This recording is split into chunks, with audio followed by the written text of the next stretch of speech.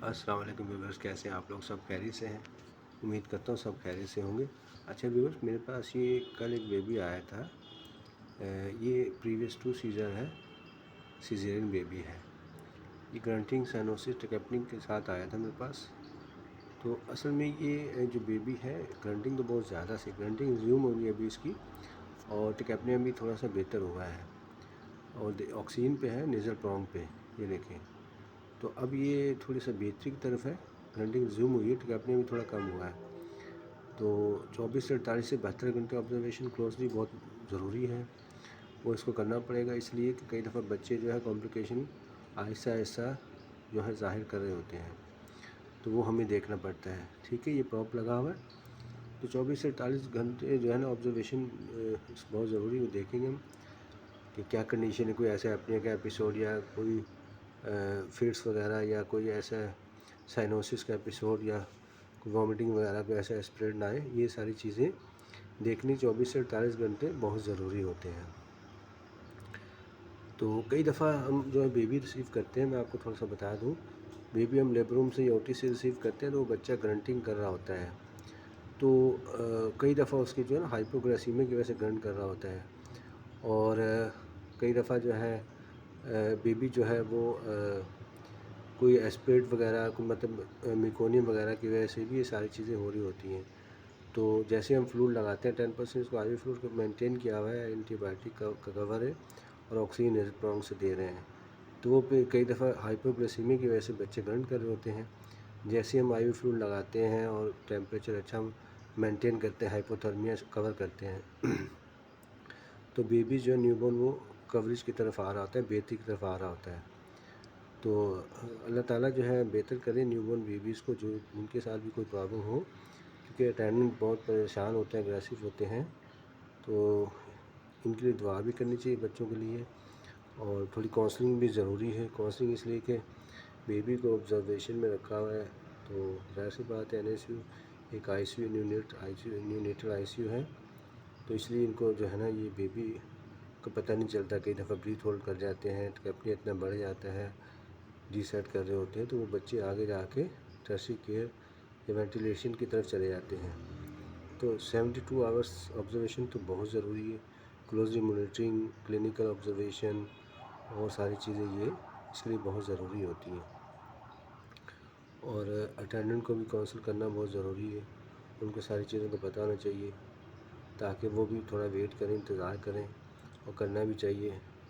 तो जब भी किसी का न्यूबॉर्न बेबी हो और उसको ये प्रॉब्लम हो, आवाज़ कर रहा हो, बच्चा नीला हो रहा, थोड़ा कलर चेंज हो रहा हो, दूध ना पिए, और मुंह से कुछ स्क्रीचर वगैरह निकाल रहा हो, तो अपने पास ना रखें, फटाफट एनएसयू में डॉक्टर को दिखाएं, या आप घर पे हैं तो ओपीडी में ला के किसी पीड्स कंसल्टेंट या फिजिशियन को दिखाएं लाजमी।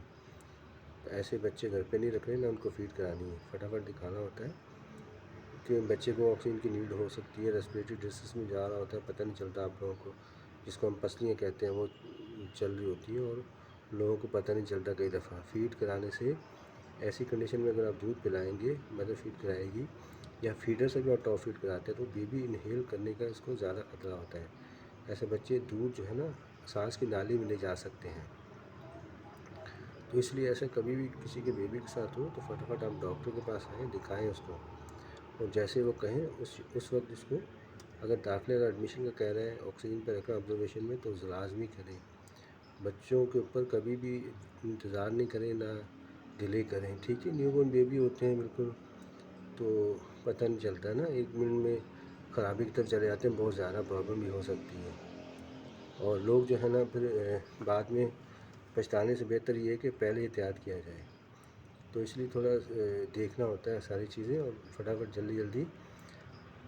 कई दफ़ा ऐसा होता है कि इंसान के पास जो है ना पैसों की वजह से इंसान डिले कर रहा होता है, तो आप गवर्नमेंट सेटअप में फिर मूव किया करें। बच्चे को घर में नहीं रखें, ऐसे बच्चे को पसली चल रही, बच्चा आवाज़ कर रहा है, नीला हो रहा है, या और कोई प्रॉब्लम हो रहा है, दूध नहीं पी रहा, तो ऐसे बच्चे, या उल्टियाँ कर रहे हैं, तो ऐसे बच्चों को घर नहीं रखें, फटाफट उसको दिखाएं किसी डॉक्टर को, प्राइवेट नहीं तो गवर्नमेंट सेटअप की तरफ जाना चाहिए। मगर ऐसे बच्चे जो है ना ज़्यादा देर उनको इंतज़ार नहीं किया करें फैसले में। ठीक है, तो अल्लाह ताला बेहतर करने वाला है। इस बच्चे को हम जो है अभी ऑब्जर्वेशन में हमारे पास है, ऑक्सीजन नेज़ल प्रोंग से दे रहे हैं, आईवी फ्लूइड का कवर है, اور اینٹی بایوٹک کا کور دے رہے ہیں اس کو، ٹھیک ہے۔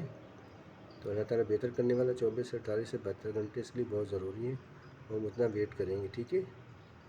تو ملتے ہیں نیکسٹ ویڈیو میں، دعاؤں میں یاد رکھیے گا، اور کمنٹ، شیئر، سبسکرائب یہ ساری چیزیں پلیز کر دیا کریں، کیونکہ یہ میری تھوڑی سی اگر کوشش ہے، کسی کو کوئی چیز سمجھ میں آتی ہے، کوئی ایک دو بھی کوئی چیز سمجھتا ہے، تو اس میں آپ اپنے بچوں کی کیئر کر سکتے ہیں، سمجھنے میں آسانی ہو سکتی ہے۔ بات یہ آپ کو تھوڑا سا اویئرنیس دینا ہوتا ہے۔ تو زندگی کا مالک اللہ تعالیٰ ہے، مگر یہ اللہ تعالیٰ نے ایک دوسرے کو وسیلہ بنایا ہوا ہے۔ یہ ساری چیزیں انسان جو ہے وہ سمجھنے کے لیے اللہ تعالیٰ نے اشرف المخلوق بنایا ہوا ہے انسان کو، تو یہ سارے فیصلے ہم نے کرنے ہوتے ہیں بیبی کے لیے اور ساری چیزوں کے لیے۔